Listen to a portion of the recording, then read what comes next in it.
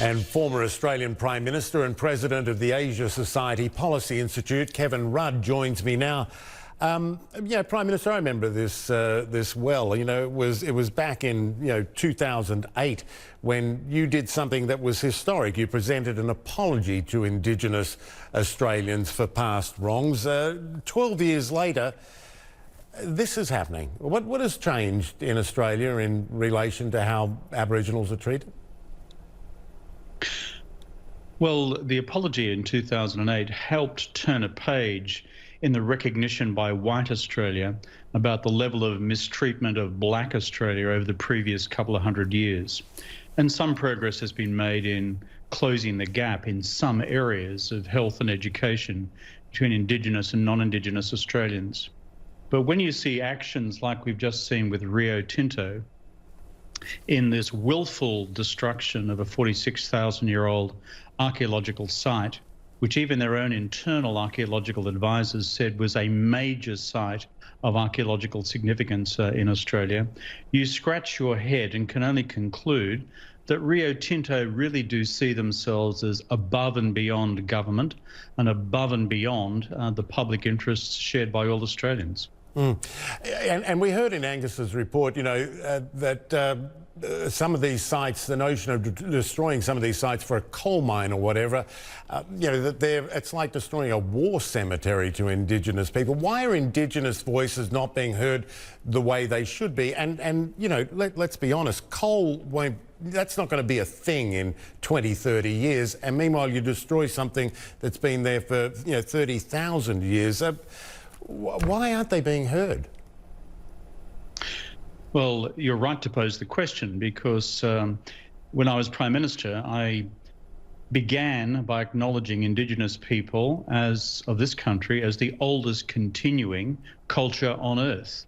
That is not a small statement. It's a very large statement, but it's also an historical and prehistorical fact.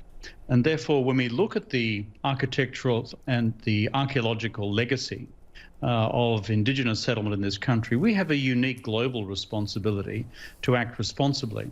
I can only put down this buccaneer, cavalier attitude to the corporate arrogance of Rio Tinto and one or two of the other major mining companies, and I have a very skeptical view of BHP Billiton in this respect, and their attitude to Indigenous Australians, but also a very comfortable, far too comfortable relationship with the Conservative federal government of Australia, which replaced my government, which, as you've just demonstrated through one of the decisions made by their Environment Minister, are quite happy to allow Indigenous interests and archaeological significance to take a back place.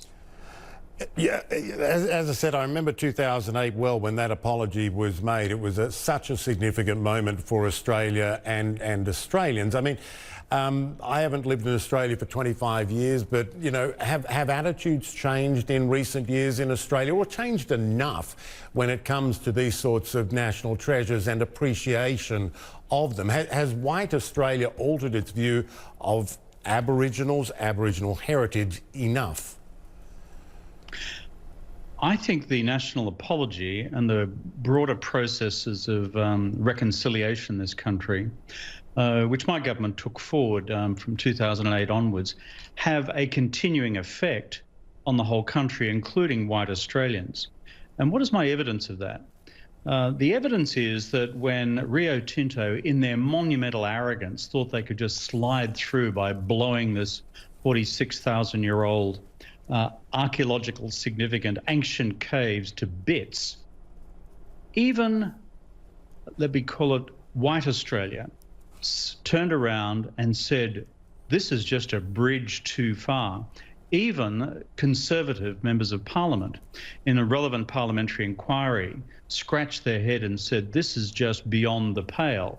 And so if you want evidence of the fact that underlying community attitudes have changed and political attitudes have changed, that's it. But we still have a buccaneer approach on the part of Rio Tinto, who I think, not just in Australia, but globally, have demonstrated a level of arrogance to elected democratic governments around the world, whereby Rio Tinto thinks it's up here and the elected governments and the norms of the societies in which they operate are down here. Rio Tinto has a major challenge for itself.